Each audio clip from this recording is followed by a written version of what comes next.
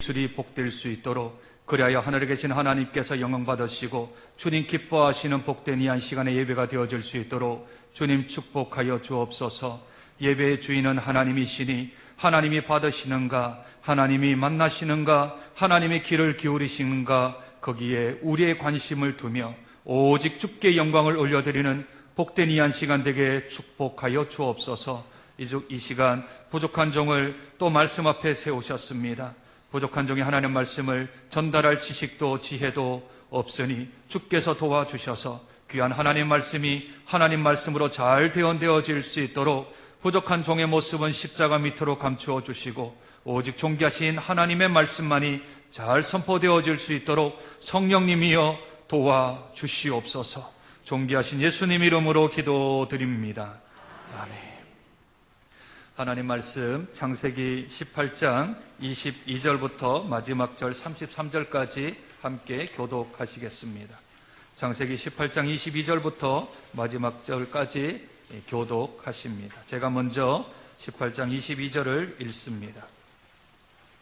그 사람들이 거기서 떠나 소돔으로 향하여 가고 아브라함은 여호와 앞에 그대로 섰더니 아브라함이 가까이 나아가 이르되 주께서 의인을 악인과 함께 멸하려 하시 그 성중에 의인 50명이 있을지라도 주께서 그곳을 멸하시고 그 50의인을 위하여 용서하지 아니하시리까.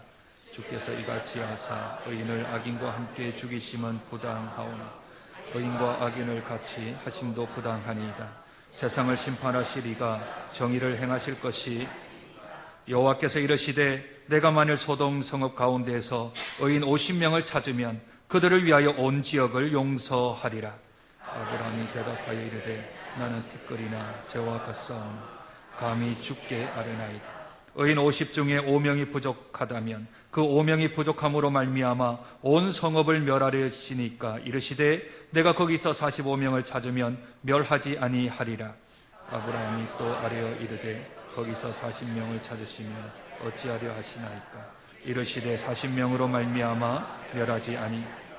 아브라함이 이르되 내 주여 노하지 마시옵고 말씀하게 하옵소서. 거기서 30명을 찾으시면 어찌하려 하시나이까. 이르시되 내가 거기서 30명을 찾으면 그리하지 아니하리라. 아브라함이 또 이르되 내가 감히 내 주께 아뢰나이다. 거기서 20명을 찾으시면 어찌하려 하시나이까. 이르시되 내가 20명으로 말미암아. 아브라함이 또 이르되 주는 노하지 마옵소서. 내가 이번만 더 아뢰리이다. 거기서 10명을 찾으시면 어찌하려 하시나이까. 이르시되 내가 10명으로 말미암아 멸하지 아니하리라. 여호와께서 아브라함과 말씀을 마치시고 가시니 아브라함도 자기 곳으로 돌아갔더라. 아멘.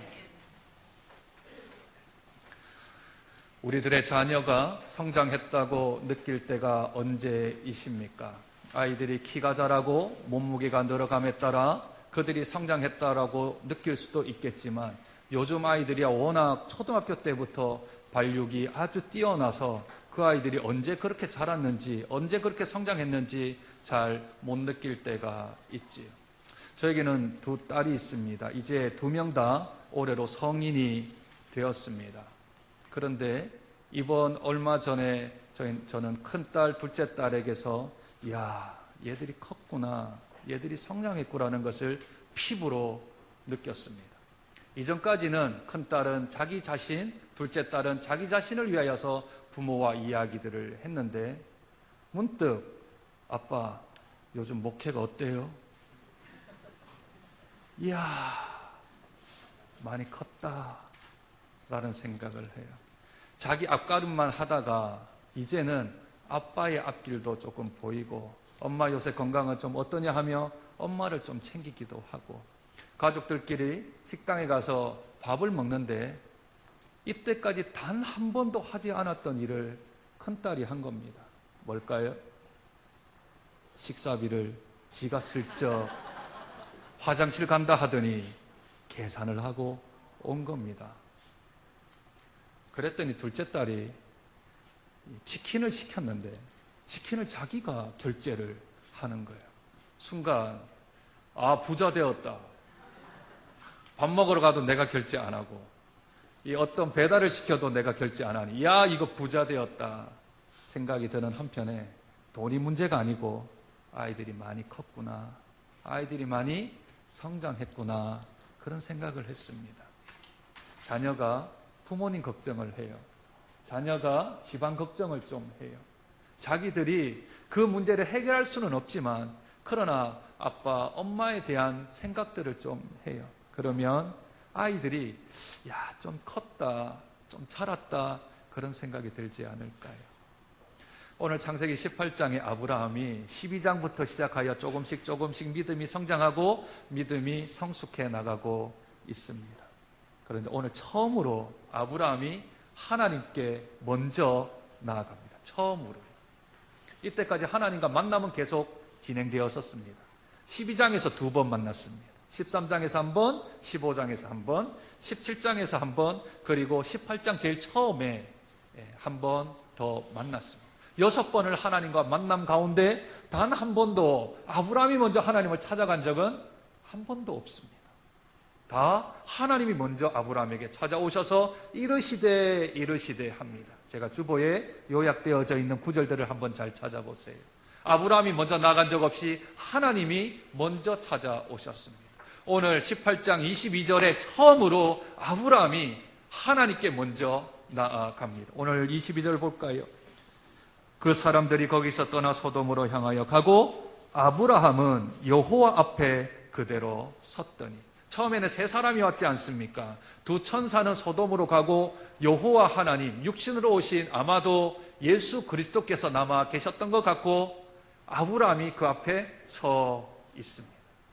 그런데 이 번역이 원문을 직역을 한 게 아닙니다. 이 번역은 인간적인 것으로 조금 번역을 했습니다. 히브리어를 직역을 하면 하나님께서 아브라함 앞에 계속 서 있더니가 훨씬 정확한 번역입니다. 그런데 서기관들이 하나님을 모욕할 수 없잖아요. 어찌 우리 하나님께서 아브라함 앞에 계속 여전히 서 있다라고 말할 수 있는가? 이건 바꿔야 한다 해서 아브라함이 하나님께 여전히 서 있다라는 말로 바꾼 겁니다. 앞에 것과 되었던 뒤에 것과 되었던 상관없이 하나님은 아브라함의 기도를 기다리셨고 아브라함은 하나님께 스스로 먼저 나아가 기도하는 상황은 똑같은 것이지. 처음으로. 그런데 오늘 표현에 한 가지가 더 붙어 있습니다. 하나님 앞에 나아가되 어떻게 나아갔다고요? 가까이 나아갔다. 하나님 앞에 가까이 나아갔다라는 것은 멀리 있다라는 것과 가까이 있다라는 것은 그 내용이 다르다라는 겁니다. 가까이 나가서 한 이야기가 무엇인가 하면 주님, 소돔과 고모라 땅을 심판하시겠다 하셨는데 의인이 그 자리에 있는데 의인까지 멸하시겠습니까? 하며 하나님의 계획, 하나님의 역사, 하나님의 사역 가운데 자기가 그 안에 개입해 가고 있는 거죠. 마치 딸들이 부모를 걱정하고 나라를 걱정하고 민족을 걱정하는 것처럼 자기 일이 아닌데, 자기의 것이 아닌데 다른 일을 위하여 걱정하고 다른 사람들에 대하여서 기도하기 위하여 하나님 앞에 가까이 나갔다는 겁니다.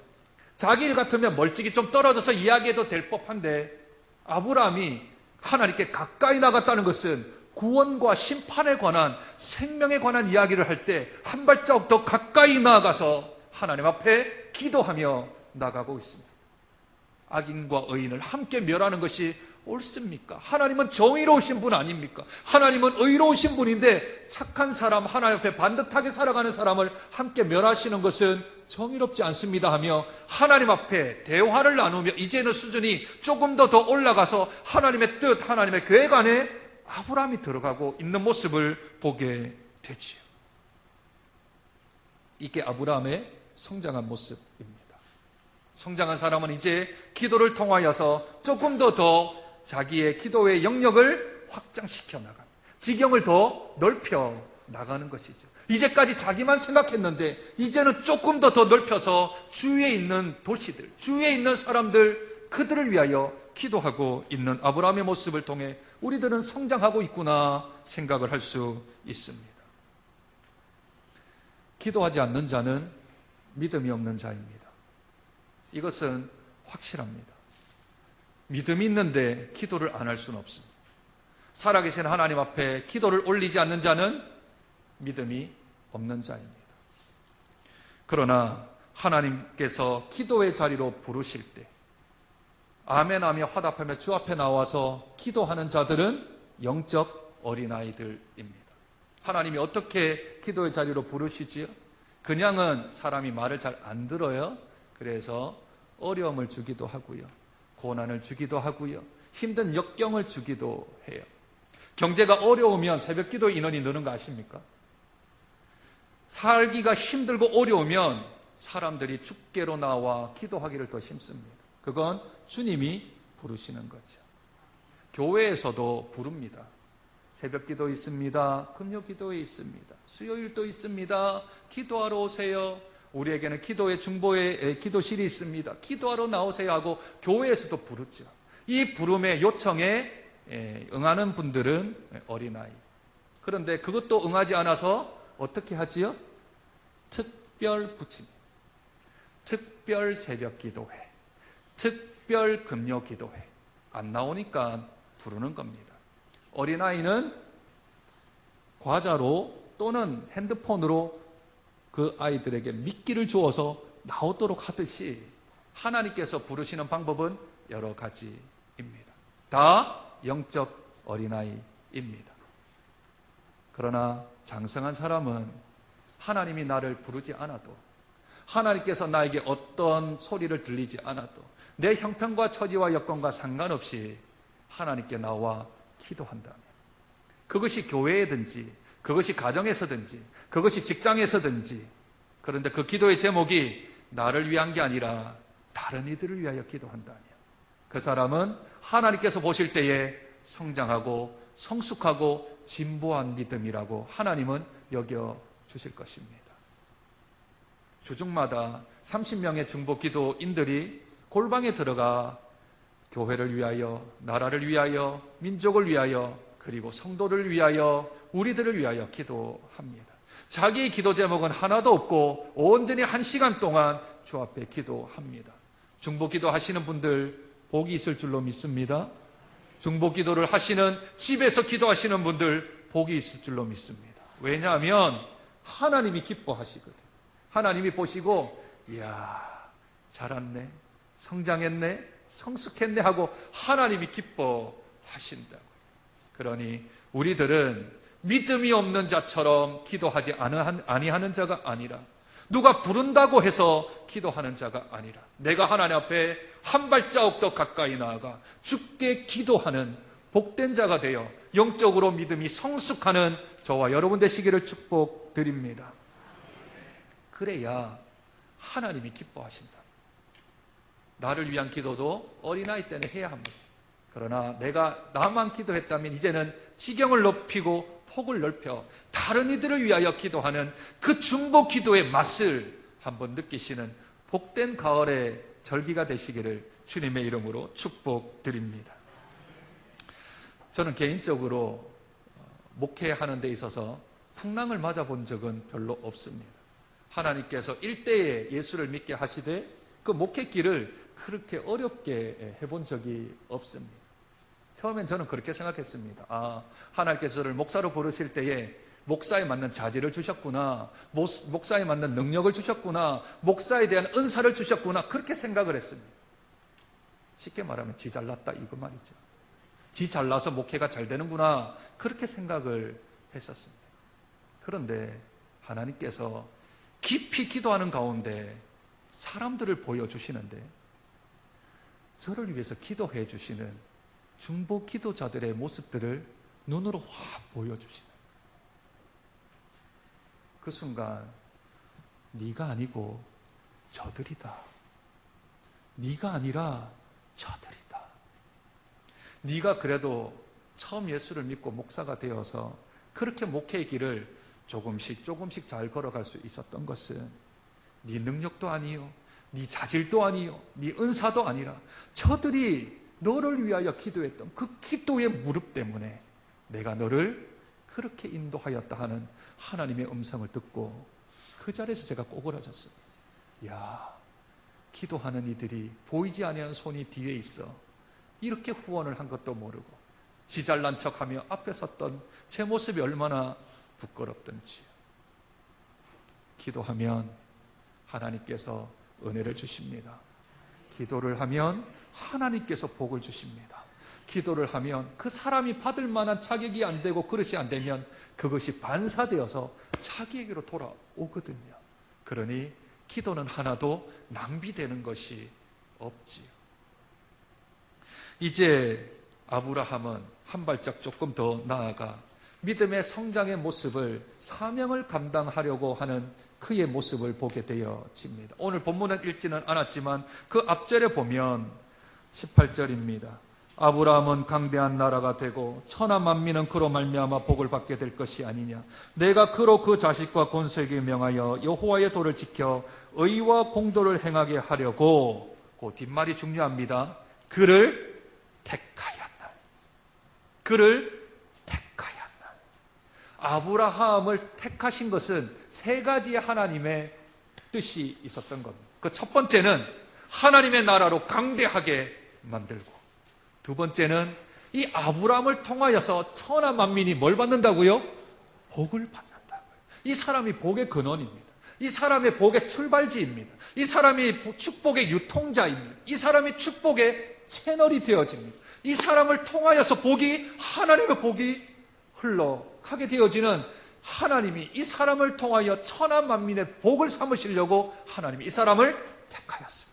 뿐만 아니라 그에게 후손을 줄 터인데 그 후손 대대에 하나님의 말씀과 공의가 들어가서 그들이 하나님 앞에서 반듯하게 살아가게 하기 위하여 하나님이 이 세 가지의 뜻을 이루기 위하여 아브라함을 택하셨고 그에게 이 세 가지의 사명을 주신 것이지요. 하나님의 나라는 이제 확장이 되어질 것이겠지. 그리고 이제 자기를 통하여 만민이 복을 받는다는데 그 사명이 뭘까? 그는 지금 이렇게까지 아브라함의 이름이 회자될 줄은 몰랐겠지요. 그러나 그가 할 수 있었던 건 무엇이겠습니까? 지금 소돔과 고모라 땅이 심판받는데요. 그 땅에 누가 있습니까? 자기 조카가 있고, 그리고 조카 식구들이 있죠. 그리고 그 안에도 하나님을 믿는 선한 사람이 있지 않겠습니까? 그러니 그가 하나님의 사명을 감당하기 위하여 죽게 나아가는 것이지요. 주님, 악인과 의인을 함께 멸하시겠습니까? 그것은 있을 수 없습니다. 주님, 그렇게 하시면 안 됩니다 하고 하나님 앞에 나아가 중보기도 하지 않습니까? 모세 또한 이런 기도를 합니다. 출애굽기 32장에 우상숭배를 했던 이스라엘 백성들, 금송아지를 만들어 그를 섬겼던 이스라엘 백성들, 하나님이 다 진멸하자, 다 심판하고 다시 시작하자 하실 때 모세가 그렇게 기도합니다. 주님, 하나님께서 저들을 이때까지 인도하신 것을 기억해 주십시오. 아브라함과 이삭과 야곱에게 언약하셨던 그 약속을 기억해 주십시오. 만약 이들을 진멸하신다면 하나님, 세상 사람들이 예수 믿는 사람, 하나님 믿는 사람 철회되었다라고 하나님의 이름의 영광이 가려워지게 되므로 하나님 살려주십시오 하며 중보기도합니다. 마치 아브라함의 중보기도처럼 하나님께서 이 기도를 기뻐하십니다. 우리들에게도 아브라함에 주신 사명은 공이 똑같이 우리에게 주어집니다.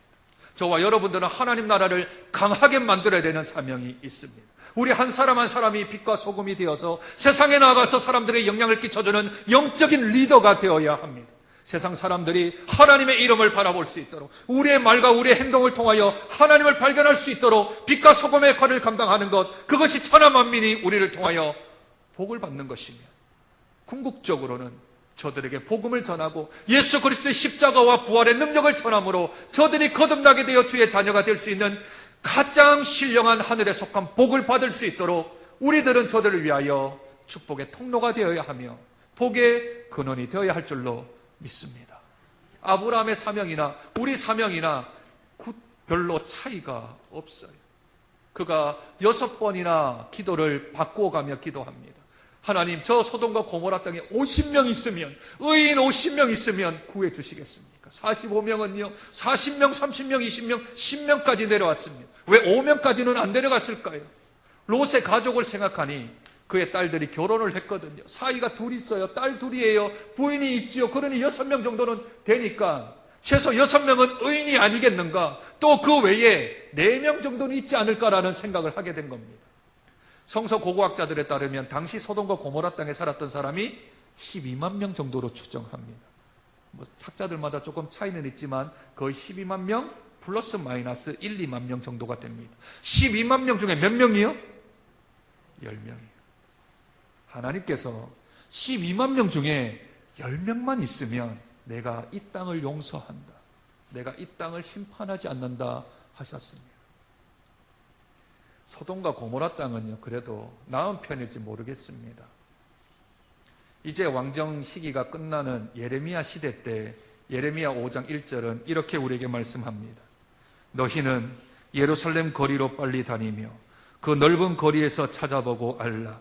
너희가 만일 정의를 행하며 진리를 구하는 자를 한 사람이라도 찾으면 내가 이 성읍을 용서하리라. 정의를 행하며 진리를 구하는 자 몇 사람이요? 몇 사람이요? 한 사람이요. 한 사람이요.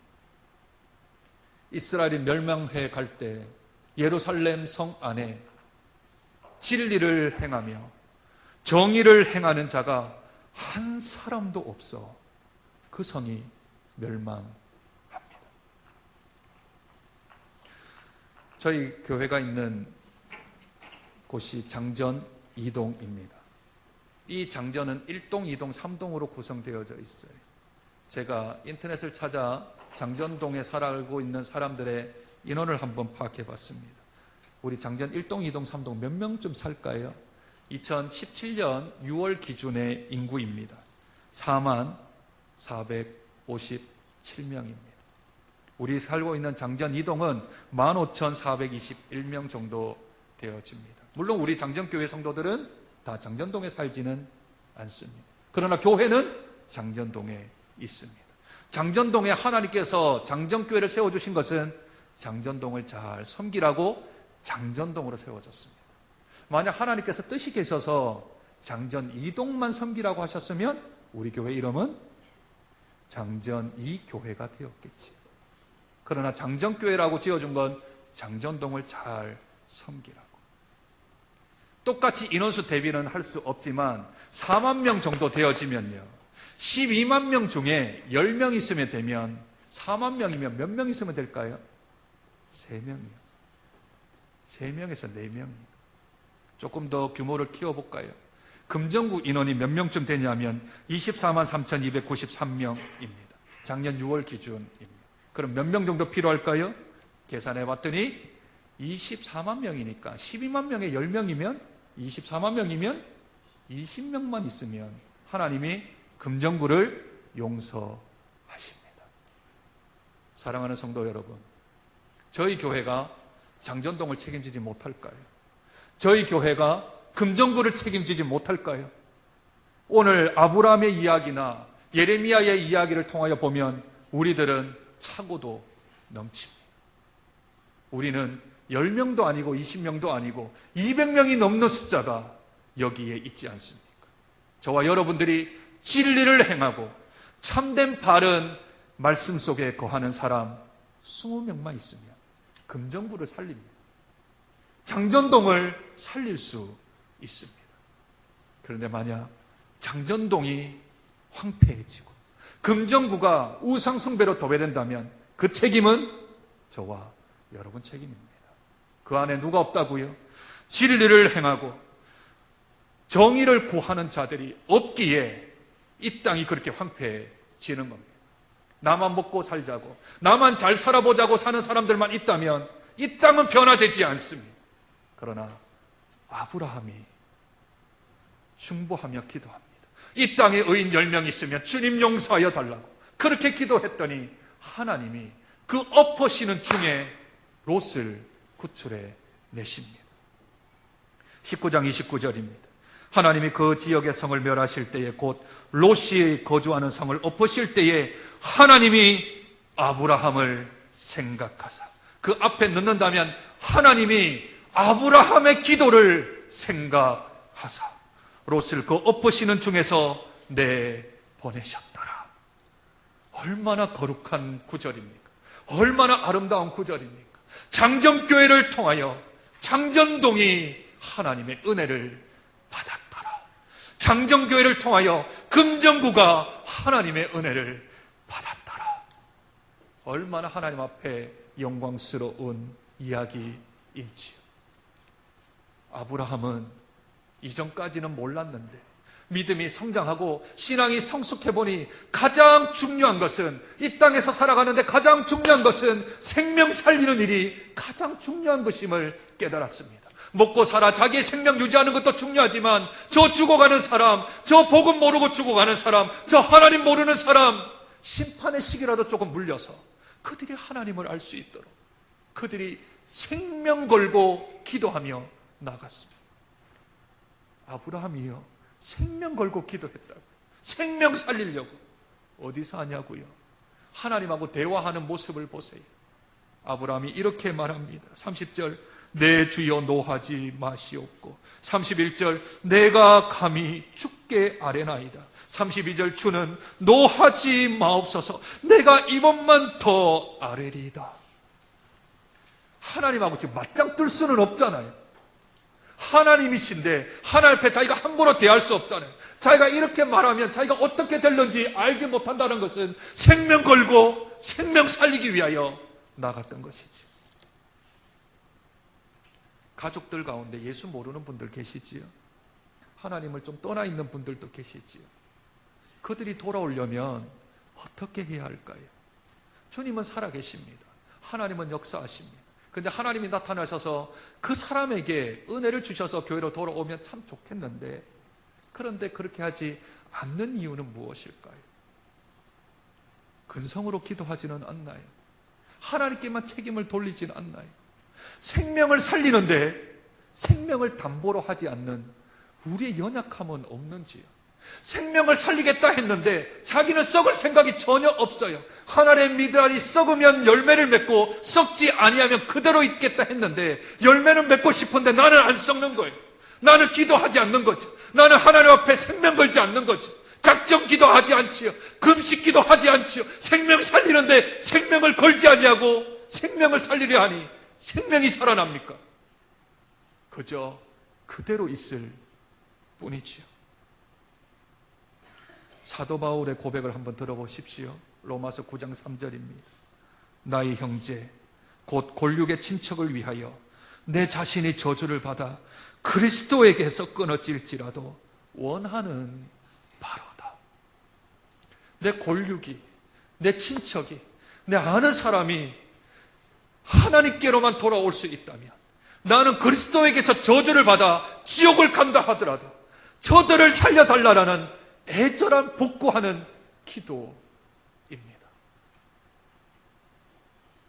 예수님이 십자가상에서 편안한 안전 상태에서 그냥 생명을 구원하셨습니까? 그렇지 않습니다. 모진 고난과 고통과 숨의 헐떡임과 마지막 피 한 방울 물 한 방울까지 다 흘리기까지 죽으셔서 저와 여러분들을 살리셨습니다. 그게 생명을 살리는 길입니다.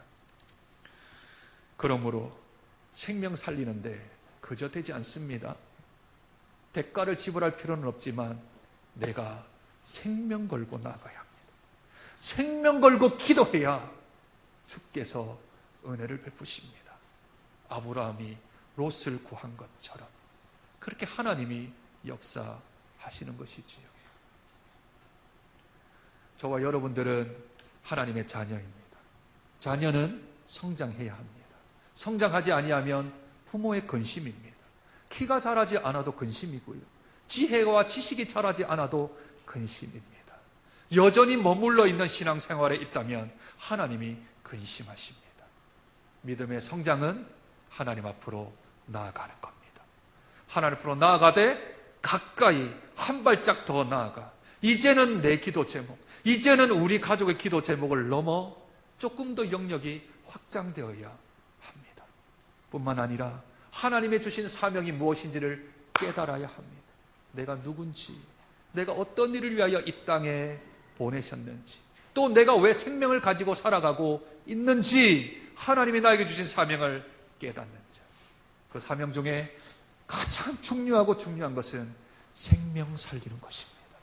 생명에 관심을 갖고 생명을 위하여 기도하고 생명 걸고 하나님 앞에 간절히 부르짖음으로 생명 살리는 것만큼이나 더 큰 축복은 없겠지요.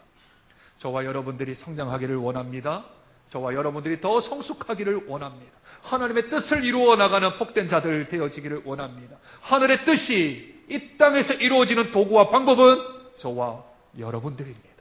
저와 여러분들을 통하여 우리가 장전동을 섬기고 금정구를 섬기고 이 나라와 이 민족을 섬기고 주의 나라 임하는 그날까지 하나님의 귀한 자녀 되어서 무럭무럭 성장하여 주님께 기쁨을 올려드리며 주님 얼굴에 미소 짓게 하는 복된 주의 자녀 되어지는 저와 여러분 되시길 주님의 이름으로 축복드립니다. 하나님 아버지, 믿음은 성장해야 합니다.